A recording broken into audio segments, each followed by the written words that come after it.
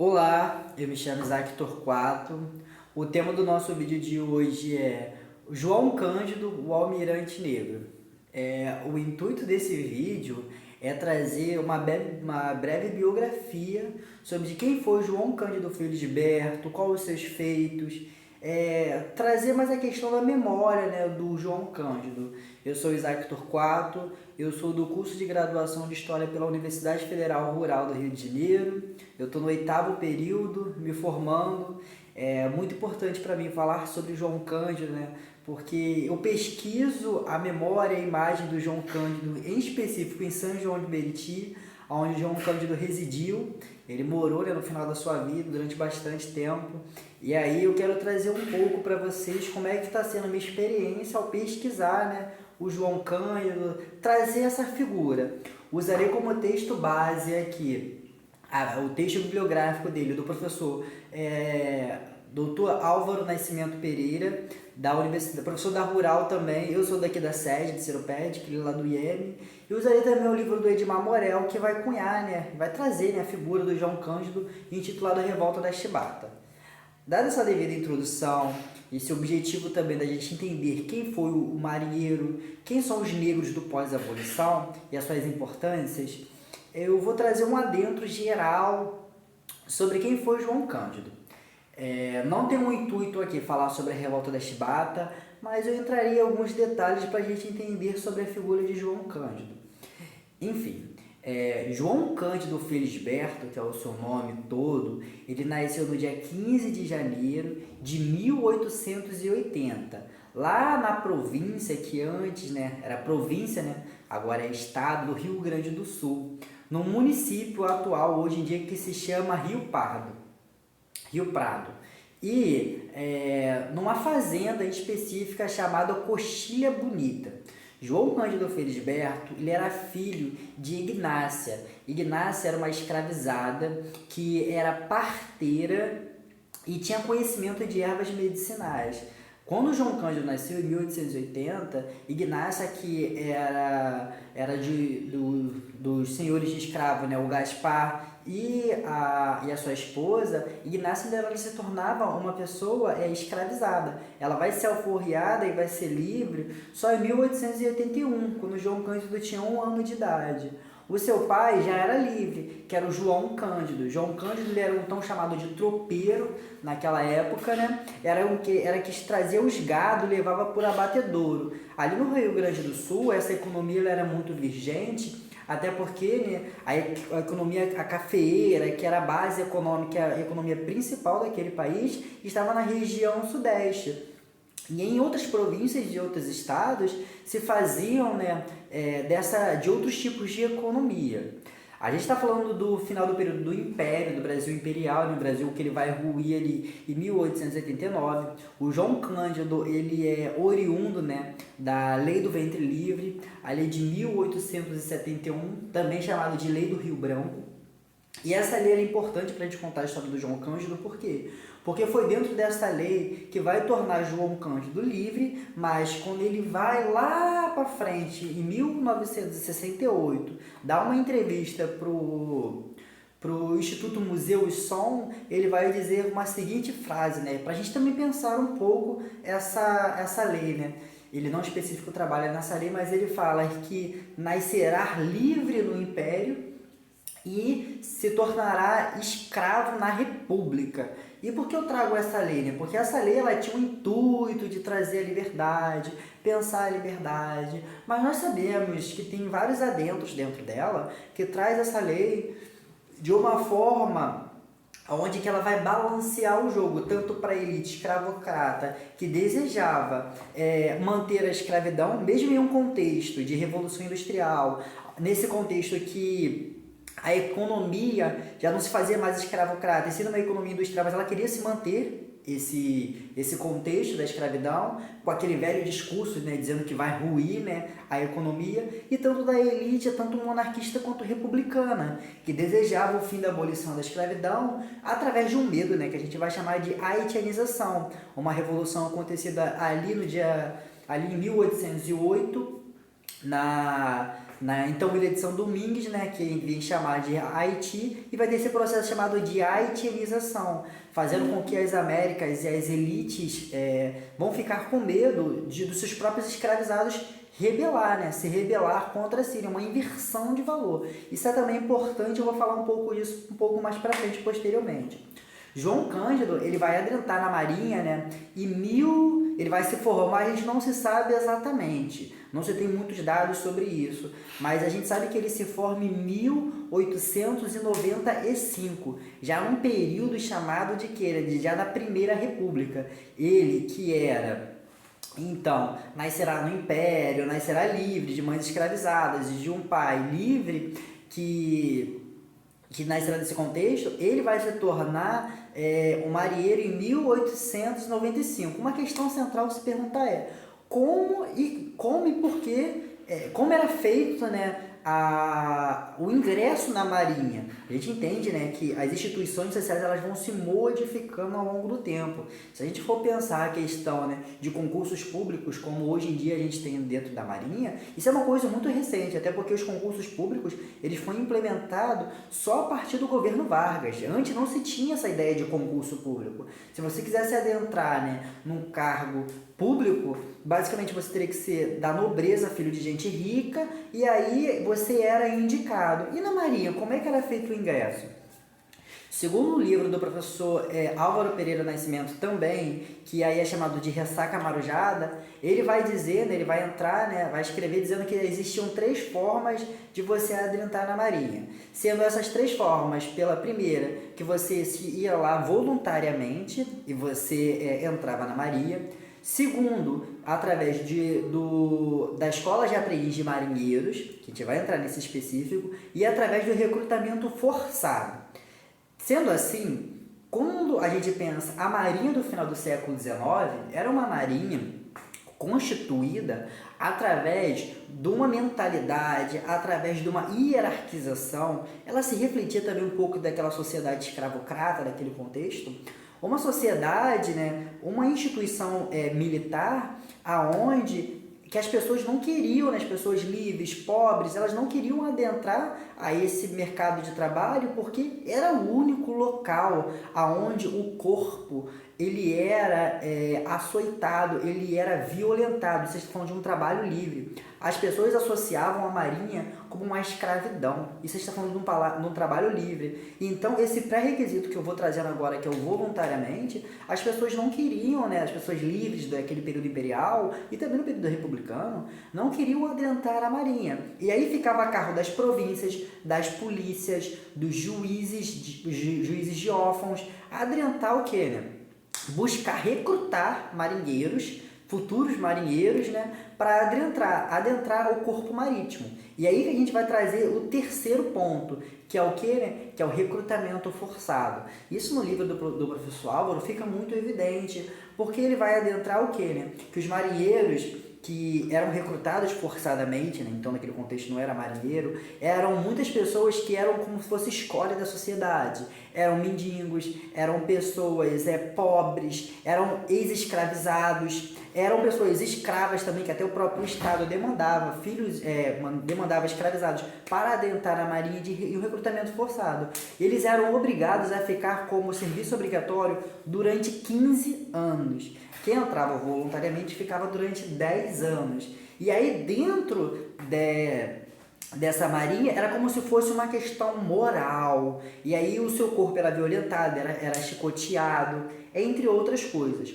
O João Cândido ele vai adentrar na marinha através das escolas de aprendiz de marinheiro, que foi criada em 1830, né? Através de um decreto. E o que eram as escolas de aprendiz de marinheiro naquele contexto? Era como se fosse hoje em dia, né, uma escola de Padre Severino, como se fosse uma escola de redetenção.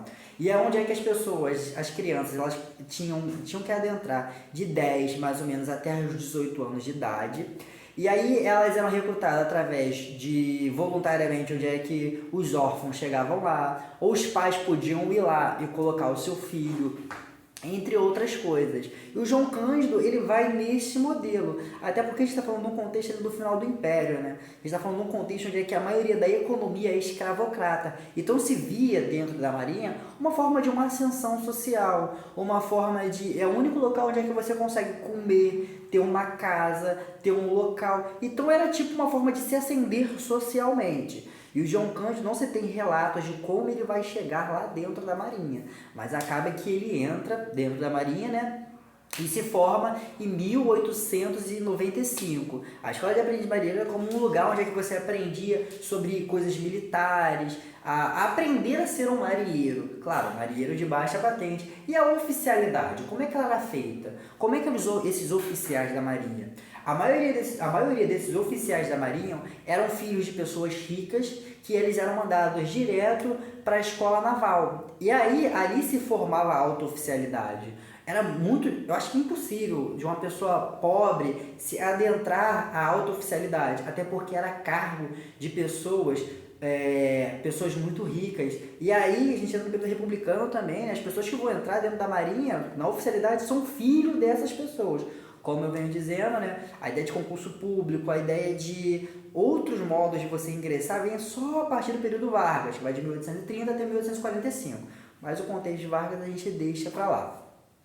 É importante destacar que a figura do João Cândido ela é uma figura muito controversa. A gente não pode trabalhar o João Cândido como um hiper-herói e esquecer os seus feitos. Eu trabalho muito na área da história e eu uso uma frase para mim que remete muito, né, dizendo que não existe herói na história.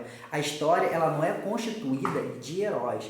A história ela é feita por pessoas comuns que em determinado contexto estão inseridas dentro desse contexto e vivendo o seu próprio contexto. Não existem pessoas fora do seu tempo. Porque se a pessoa está fora do seu tempo, ela está fora, ela não existe naquele tempo.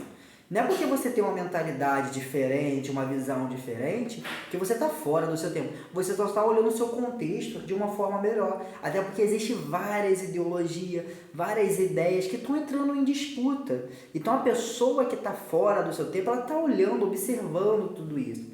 É importante destacar também que a revolta de 1910, né? Ela foi uma revolta onde é que a maioria dos marinheiros, a sua totalidade, não estava pensando em modificar a estrutura social revolucionária. Não, esses marinheiros seriam o que a gente chamaria de hoje em dia de conservadores reformistas. Eram pessoas que só queriam melhorar os seus trabalhos. Mas a gente vai trabalhar um pouco mais sobre isso para frente.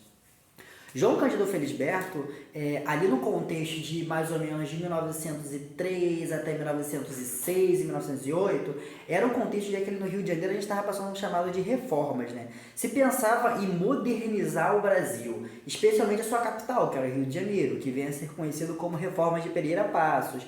E é o contexto da Revolta da Bacia, né?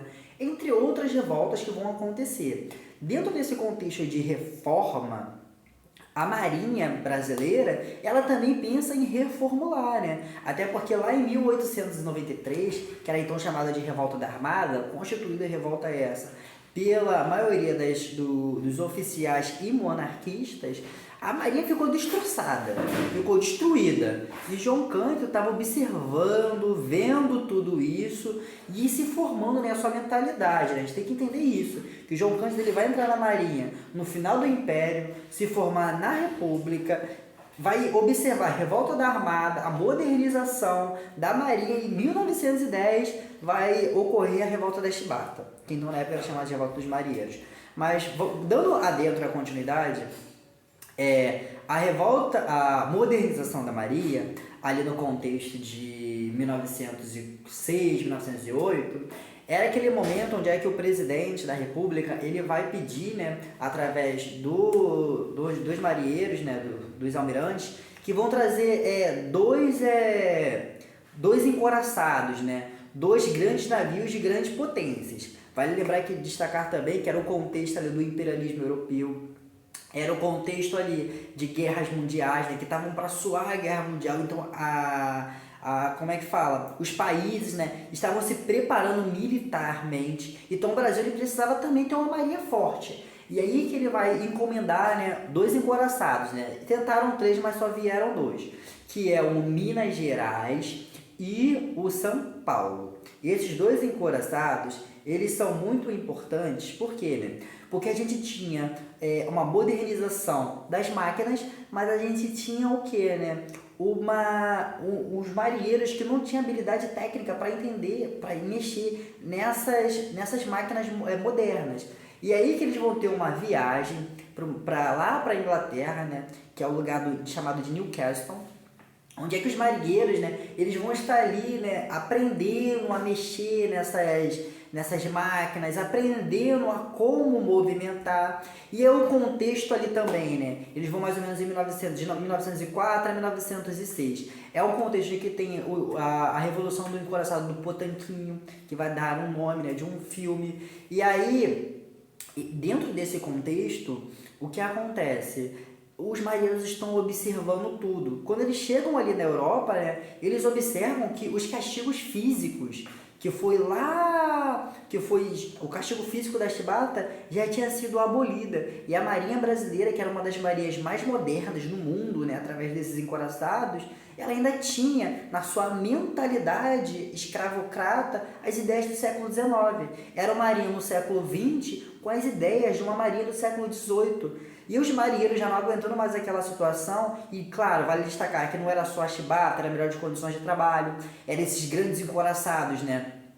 Que dentro desses grandes encoraçados, o que acontecia? Os trabalhos eram excessivos, não tinham marinheiros o suficiente, e aí o João Cândido ele vai observar tudo isso, vai enxergar tudo isso, e eles trazem essas ideias, né, de melhores condições de trabalho para o Brasil. E aí vão se formar vários comitês aqui, especificamente 4, onde é que vai pensar nessa revolta de fazer o quê? De pensar o quê? Agora a gente quer melhorar o nosso trabalho, a gente quer melhores condições de trabalho. Então a gente tem que pensar sempre nas questões trabalhistas. E mais ou menos essa mentalidade de revolta dura em média mais ou menos os 2 anos de antecedências da revolta da chibata, né? A gente tem um caso muito famoso, né, muito importante, pelo menos na historiografia brasileira, que é o caso do Francisco Dias de Martins, o então chamado Mão Negra. É ele, né, que vai pensar e articular a revolta de uma forma intelectual. O João Cândido, né, ele que vai ficar entre o encoraçado principal, que é o Minas Gerais, porque ele era o marinheiro mais antigo e mais experiente. E aí tem todas essas questões, mas a gente vai chegar agora, né? A revolta de 1910, como eu disse lá no início do vídeo, eu não tenho o intuito em adentrar nela, mas foi uma revolta dos marinheiros, aonde é que eles estavam se buscando, né, pensar o que? Melhores condições de trabalho, pensando em educação, pensando em saúde. Eles vão criar o Distinto Manifesto ali, logo no dia 24 de novembro de 1910, no penúltimo dia da revolta, pedindo essas questões. E aí a revolta a gente dá muito por conta da questão, a gente olha muito pelos açoitamentos, né, pelas chibatadas que o Marcelino irá tomar. Mas aí a revolta, ela, como eu disse, ela já estava sendo articulada um pouco antes disso. No dia 9 de dezembro de 1910, e aí já logo após uma segunda revolta, logo após a anistia, e eu convido vocês a pesquisarem e estudarem um pouco mais sobre a revolta da chibata, eu estou resumindo e cortando bastante.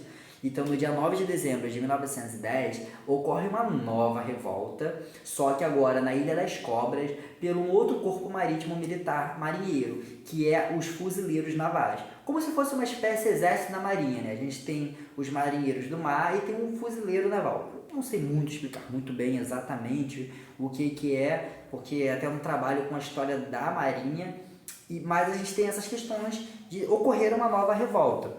E aí é decretado um estado de sítio, e dentro desse decreto de estado de sítio a gente vai chamar que é uma ideia de varrer, né? Limpar, né?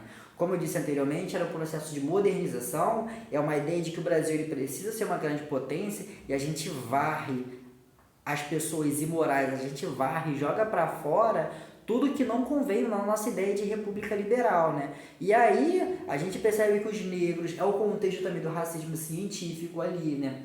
E aí os negros vão sendo varridos para fora. E atrás desse decreto de sítio, né, logo após a anistia, né, que foi uma trairagem, aí vai ser decretado um monte de prisão, morte. E aí, dentro desse contexto, o João Cândido e mais 17 marinheiros vão ser presos, 16, né, na verdade, vão ser presas ali num calabouço chamado Ilha das Cobras.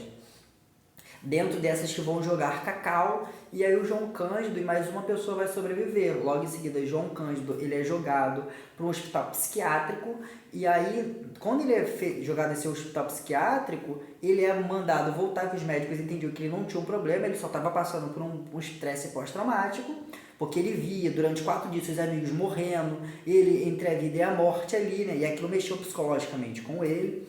E aí, logo em seguida, agora a gente vai falar um pouco sobre a vida do João Cândido após a Ilha das Cobras. Quem foi o João Cândido após a Revolta da Chibata?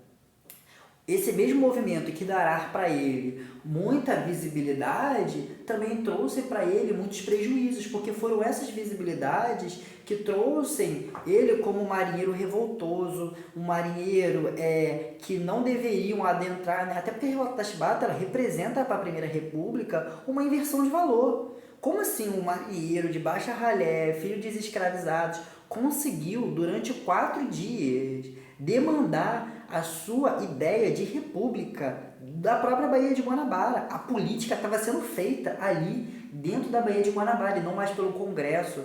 Agora o Congresso obedecia aos marinheiros ali na Baía de Guanabara. E é nesse contexto, assim, que é formado. Então, a República ela observava o João Cândido como uma figura extremamente problemática. E agora a gente vai falar um pouco sobre essa disputa de memória de João Cândido. João Cândido, ali no contexto de 1910 até 1930, ele viveu uma vida bastante conturpada. Ele teve vários casamentos, dentro desses casamentos ocorreram violências, tem notícias em periódicos sobre essas violências. Ele observou, né, ele viu a sua esposa, né, atear fogo no próprio corpo, se suicidando na sua frente.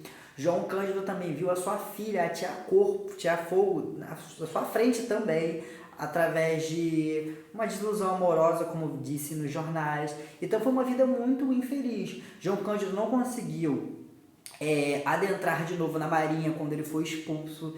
E aí em 1932 ele vai adentrar, né, ao movimento integralista. Isso é uma coisa muito importante para falar sobre a figura de João Cândido, né? Quando a gente fala do integralismo, né, resumidamente, a gente chama que é o fascismo brasileiro, né? O Plínio Salgado, ele vai convidar o João Cândido a adentrar nesse movimento.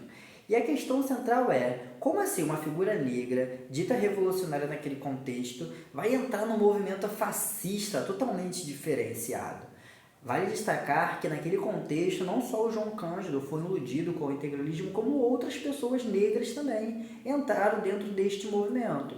Pois João Cândido entendia, né, que talvez seria uma forma de ele se ascender socialmente, até porque eles estavam doentes, era um contexto onde é que não existia SUS. SUS veio só no final dos anos 90 e início dos anos 2000. Então ele estava doente, não tinha como, para tu ver quem vai pagar a parte dele médica, uma associação. E aí o João Cândido, ele vê como uma forma de se ascender socialmente ali. Ele vai ver vários marinheiros adentrando a este movimento, e ele vê como uma forma de se ascender ali, né? Olhar e observar, talvez seja um lugar interessante para mim. Só que logo mais para frente, né, mais ou menos em 1937, né, quando Vargas vai adquirir o Estado Novo, né, que é entrado na ilegalidade, o João Cândido já tinha saído do integralismo, porque ele já viu que era um lugar onde é que não seria um lugar bom para ele. Dando um salto agora e trabalhando um pouco o contexto da ditadura militar, diversas músicas, né, como a música do então marinheiro Mestre Salas, foram produzidas, elas entraram na censura. E aí a gente tem que perguntar, né, por que um marinheiro, ali no contexto da ditadura militar, faz parte, né, do corpo militar, foi censurado, né? Porque a figura, a imagem de João Cândido não pode entrar no contexto ditatorial militar, porque se falava daquele contexto da ideia de um marinheiro de baixa patente que consegue se ascender e demandar a política que era de baixo para cima, de uma forma muito imediata. Então João Cândido ele foi censurado pelo DIP, não só na ditadura militar, também foi censurada a sua imagem no contexto do Estado Novo, até porque o PCB também vai pensar também, né, de atribuir a sua imagem de João Cândido.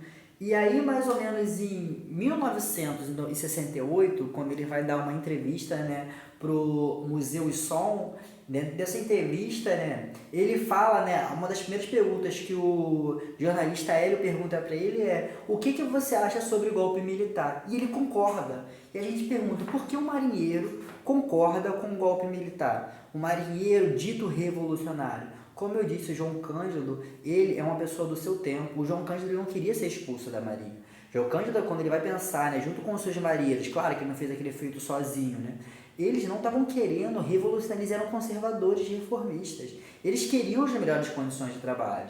Só que a marinha, né, ela, junto com a sua oficialidade, vai pegar e vai expulsá-lo.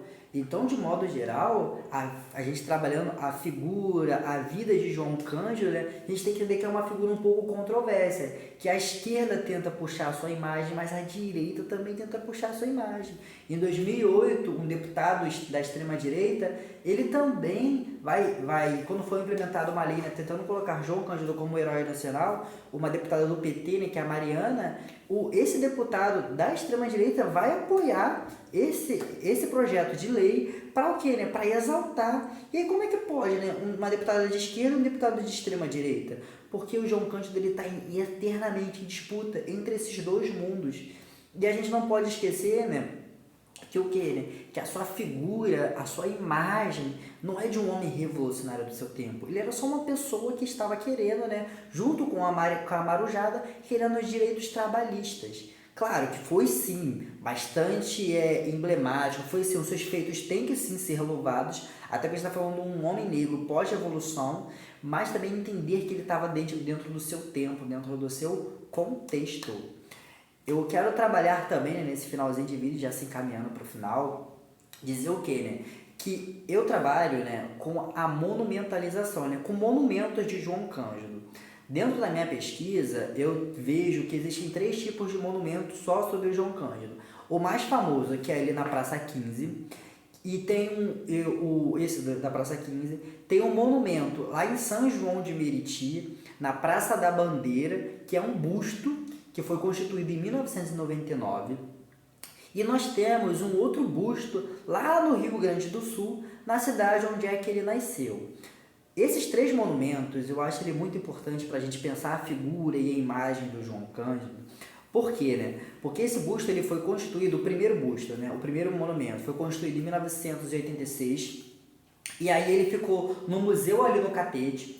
Em 2008, ele vai chegar ali na Praça 15, a Marinha vai articular todo um projeto para que esse monumento ele seja jogado mais para frente, em frente ao mar esquecido.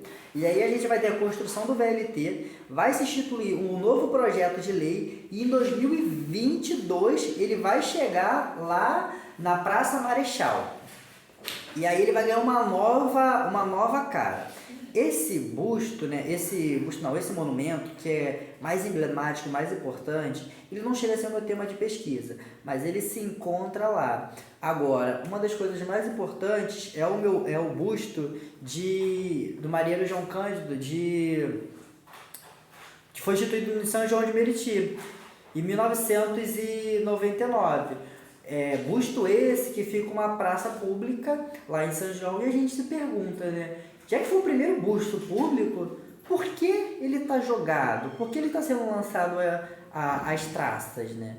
E por fim é isso, eu fechando o vídeo para a gente falar sobre João Cândido, é entender, né, que a Marinha até hoje nega os seus feitos. Em 2024, 24 de abril de 2024, o marinheiro ele vai mandar uma carta para a Câmara Municipal pedindo para não estipular o João Cândido como marinheiro, e porque a Maria tem pavor do João Cândido. É sobre essas questões.